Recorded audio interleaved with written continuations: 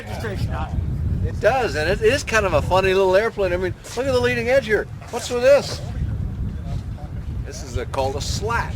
Makes the airplane, it's a non-movable component, gives this airplane real STOL characteristics. STOL being S-T-O-L, short takeoff and landing, and this airplane will do quite a job of that. Let's have a closer look. Called? This is called the Savannah. Originally emanated out of Italy under the brand name ICP, but it's now a made in the USA product, brought from Italy at one time to Canada and now to the United States under the direction of Eric Giles. So what the folks at Skykits do, that's the name of the company that's making this for the American market.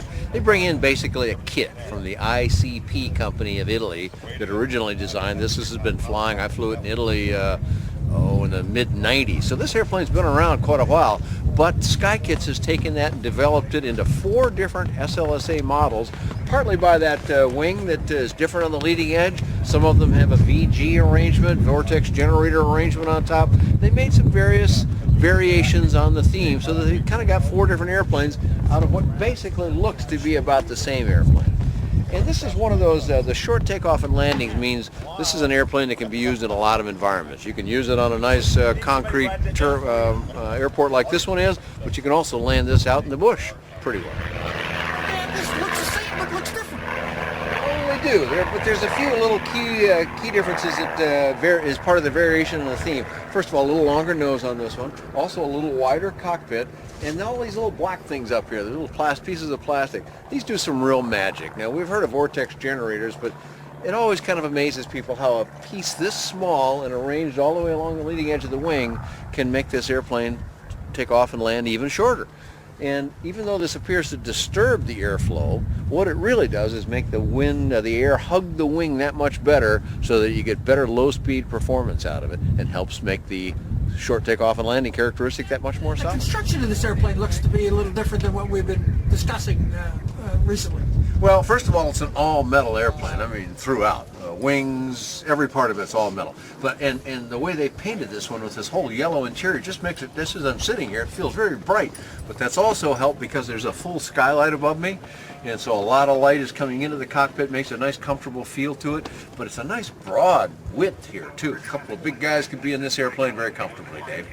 Now, again, the instrument panel, this is getting back to the older generation, but they got the new technology in there too.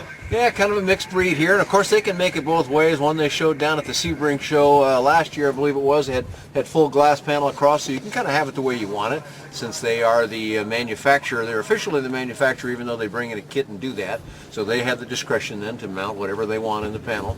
And indeed, they'll offer that to you. But I kind of like this arrangement here with a basically your kind of a variation on the old 6-pack, but with a full GPS electronic device in the middle, and then a whole row of switches right here along the bottom where they're nice and easy to reach and easy to tell what the positions of them are, and including some guards over here on your master switch so you don't inadvertently bump them in flight. And the control system again is unique to this type of airplane. Well, it is. This is we've seen a few of this Y-stick combination. This one's a little different, though, in that they both have trim controls right on the end of the joystick, and that's nice. So if you're flying from this side, it's actually quite a nice angle here to it, and the same thing would be true on this side again. So if you're flying and you've got an instructor situation, the instructor can ride right with the student and show him what he needs to do. But one more nice feature. On both sides of the aircraft here, you got throttles, and both on the outside. So one hand on the joystick, one hand on the throttle, and you're controlling things just the way you should, and you don't have to switch hands and move things around in order to be able to do what you need to do on a takeoff or a landing. And steer on the ground, Dan. How do they handle the ground handling on it? Well, this is a tri-gear airplane, and so it uses a steerable nose wheel, and you can see down here. Unfortunately, all this nice bright paint makes it easy to look down here. We see it's got rudder pedals on both sides. Only on the left side of this particular airplane have they installed toe brakes. So you've got a lot of control capability here with toe brakes like that to help accentuate the steering. And is there flaps on this airplane, Dan? Yes, and in this case, they're right between the left seat where the pilot in command almost always sits.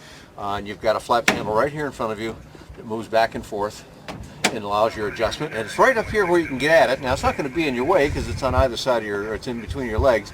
but it sure is easy to reach. And then if you can get your camera down here a little bit more, you can see the fuel cutoff switch that he's got right down here on the floor.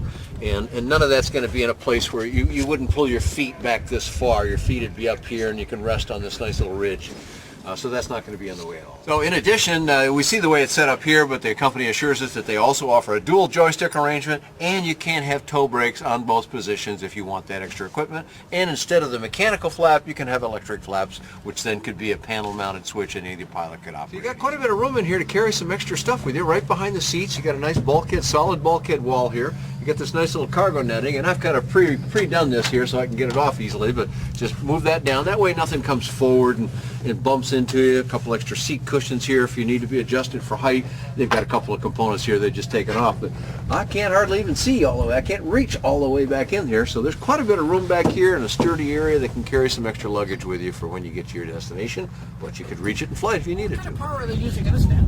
Well, they like to use the 912, and they will offer that in the ULS model, and they'll offer that to you in either the 80 or the 100, but the 100 is what comes standard on this airplane, which will give it some impressive performance.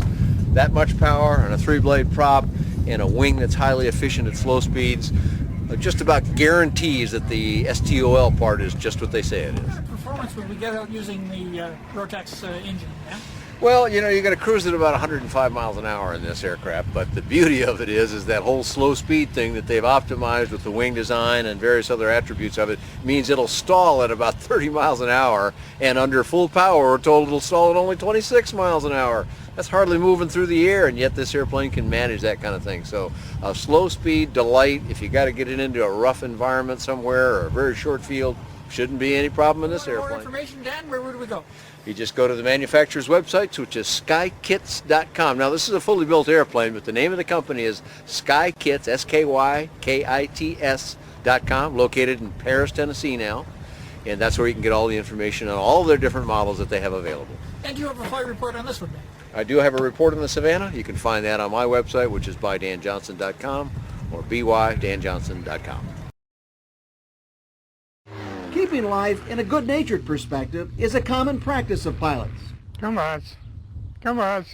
Rancher Albert Kolk will tell you that, especially after the flying adventure he, his grandson Jordan, and 2 friends endured on a night flight back from Seattle, crossing the rugged Manashee Mountains in British Columbia. It was a beautiful night. We were, as we climbed to 9,500 feet, we could see a starlit sky, and we could see the peaks below us, the snowy peaks, and down lower there was some dark green, of course, of the trees and some light grays. You could distinguish that. You could distinguish the odd river and some water below, but that's about all. There was no moon, but very bright, clear night. So everything was going well until something went wrong.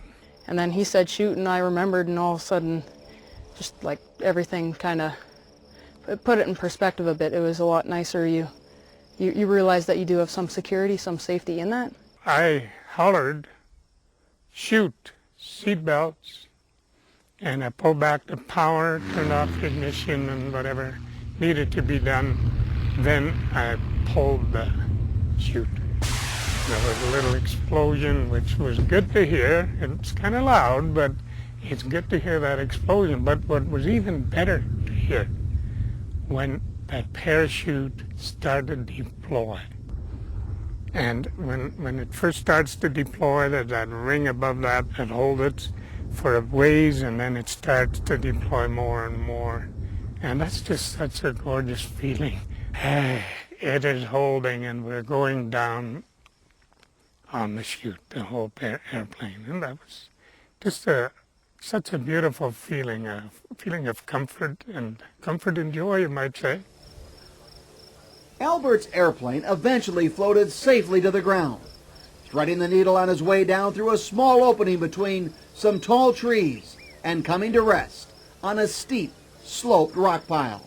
We got a great landing. The parachute hooked a tree, and it brought us around really slowly and set us down on, it was a fairly steep incline, but set us down in a really nice place. There was no trees. There was trees on both sides of us, but not where we landed. It was almost the perfect landing spot. And you all walked away. Yeah, everybody got out of the plane and walked away without a bruise, without a scratch, without anything. What is your life worth? What is the life of your loved ones worth? The ones you carry, whether it's your grandson or granddaughter or child or girlfriend or wife? What's that life worth? Can you count that in dollars and cents? No way. Pull a chute, you walk away.